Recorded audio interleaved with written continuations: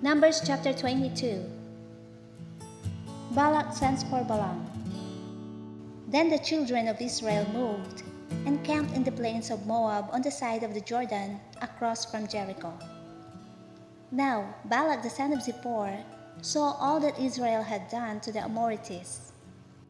And Moab was exceedingly afraid of the people, because they were many, and Moab was sick with dread because of the children of Israel.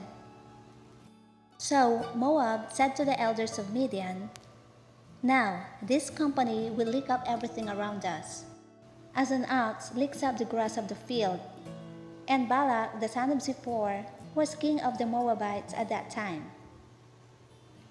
Then he sent messengers to Balaam the son of Beor at Pethor, which is near the river in the land of the sons of his people, to call him, saying, "Look, a people has come from Egypt. See, they cover the face of the earth and are settling next to me. Therefore, please come at once. Curse these people for me, for they are too mighty for me. Perhaps I shall be able to defeat them and drive them out of the land. For I know that he whom you bless is blessed, and he whom you curse is cursed." So the elders of Moab and the elders of Midian departed with the diviner's fee in their hand. And they came to Balaam and spoke to him the words of Balak.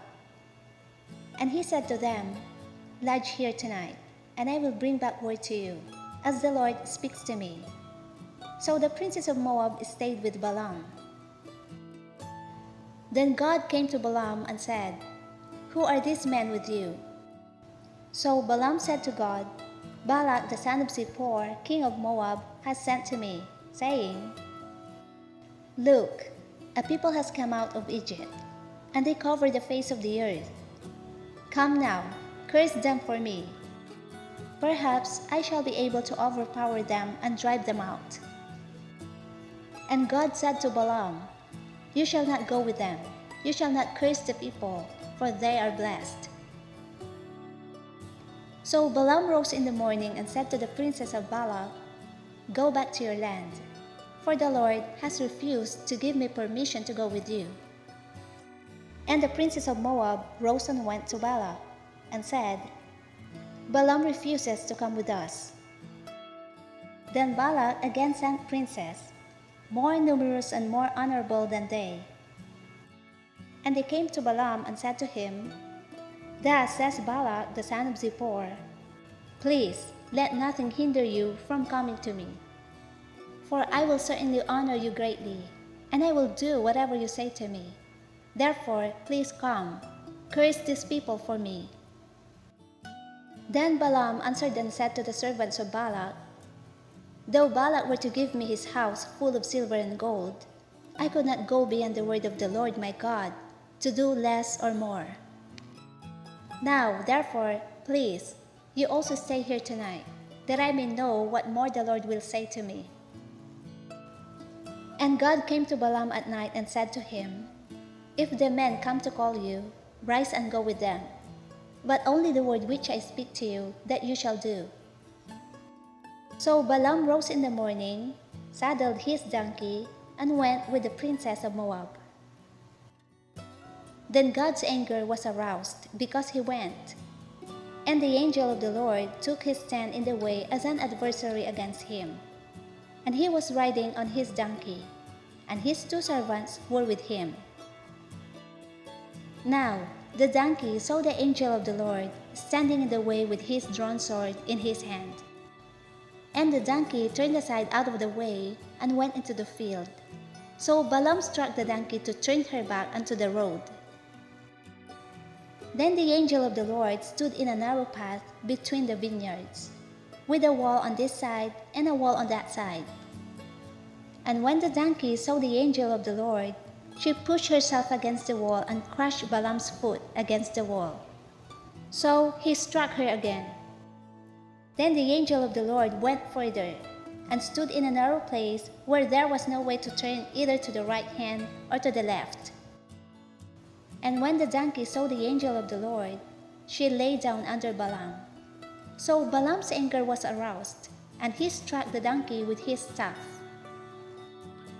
Then the Lord opened the mouth of the donkey, and she said to Balaam, "What have I done to you, that you have struck me these 3 times?" And Balaam said to the donkey, "Because you have abused me. I wish there were a sword in my hand, for now I would kill you." So the donkey said to Balaam, "Am I not your donkey on which you have ridden, ever since I became yours to this day? Was I ever disposed to do this to you?" And he said, "No." Then the Lord opened Balaam's eyes, and he saw the angel of the Lord standing in the way with his drawn sword in his hand. And he bowed his head and fell flat on his face. And the angel of the Lord said to him, "Why have you struck your donkey these 3 times? Behold, I have come out to stand against you, because your way is perverse before me. The donkey saw me and turned aside from me these 3 times. If she had not turned aside from me, surely I would also have killed you by now, and let her live." And Balaam said to the angel of the Lord, "I have sinned, for I did not know. You stood in the way against me. Now, therefore, if it displeases you, I will turn back." Then the angel of the Lord said to Balaam, "Go with the men, but only the word that I speak to you, that you shall speak." So Balaam went with the princess of Balak. Now, when Balak heard that Balaam was coming, he went out to meet him at the city of Moab, which is on the border at the Arnon, the boundary of the territory. Then Balak said to Balaam, "Did I not earnestly send to you, calling for you? Why did you not come to me? Am I not able to honor you?" And Balaam said to Balak, "Look, I have come to you. Now, have I any power at all to say anything?